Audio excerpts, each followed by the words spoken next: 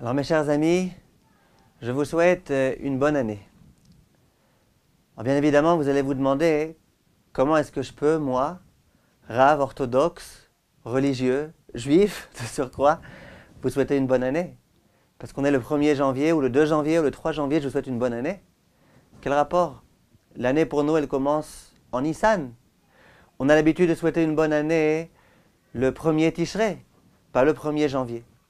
Et pourtant, on raconte qu'un jour, le Apterov, le Hadmor de Apté, il s'adressait à ses élèves en tout début d'année, vulgaire, et il a dit à ses élèves, je vous souhaite une bonne année. À présent, je peux vous souhaiter une bonne année. Et les élèves, bien évidemment, étaient perplexes. Ils ne comprenaient pas ce qu'ils étaient en train d'entendre de la bouche de leur Rav. Et le Rav leur a dit, je vais vous expliquer. Je comprends votre étonnement et je m'explique tout de suite. Vous savez, nous, à Rosh Hashanah, on a prié. On a prié avec beaucoup de ferveur. On était comme ça, sous notre talit, en train d'entendre le son du chauffard, en train d'essayer de faire teshuva. On a vibré avec le chauffard. On a fait tout ce qu'on a pu pour essayer de se rapprocher le plus possible de Dieu. Et puis, on était espérants. On était confiants à Kadosh Baruch Hu, en sa miséricorde. Et on espérait bien évidemment que Kadosh Baruch Hu nous jugerait favorablement. A-t-on été jugé favorablement ou pas? On l'espère.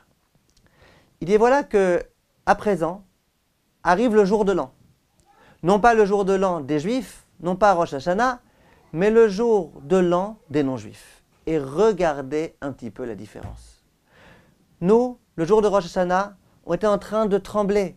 Trembler de joie parce qu'on était en train de prier. On était en train de trembler. On n'avait qu'une envie, qu'une aspiration, c'est de se rapprocher un maximum de Dieu. On était comme ça, irréprochable quasiment, en train d'accomplir les mitzvot de la façon la meilleure, en train de faire toutes les chumrot du monde. C'était ça pour nous, le jour de l'an. Et voilà qu'on voit ici autour de nous les non-juifs. Pour eux, c'est quoi le jour de l'an? Pour eux, le jour de l'an, c'est on s'éclate, on se lâche, on fait des fêtes et des fiestas, etc. Quelle différence! Quelle différence énorme! Dit le Apterov. Jusqu'à présent, c'est vrai que Rosh Hashanah était déjà passé. Mais on avait un petit peu peur, on ne sait pas exactement ce qu'Hachem a décrété.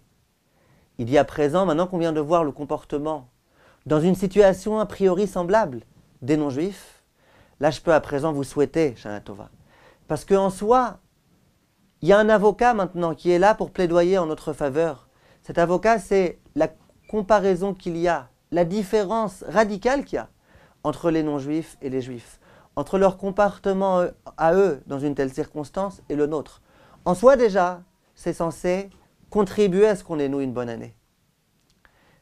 Et effectivement, il y a une différence énorme entre le juif et le non-juif. Pour le non-juif, chaque année qui passe, ça nous rapproche de la mort. La mort, c'est la fin. La toute fin, il n'y a plus rien après. Pour le juif, c'est tout le contraire. Le juif, lui, plus il vit, et plus il avance, et plus il se remet en question, plus il y a de chances qu'ensuite il parvienne au monde futur. Lorsqu'il va mourir, il va en fait se rapprocher. Il va enfin commencer la vraie vie, commencer la vie dans le monde futur. Donc le jour du jugement, ce n'est pas du tout synonyme de fin. C'est synonyme au contraire de remise en question pour pouvoir ensuite continuer, pour pouvoir mieux commencer.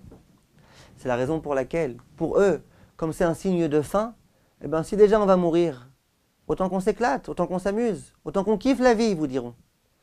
Nous, au contraire.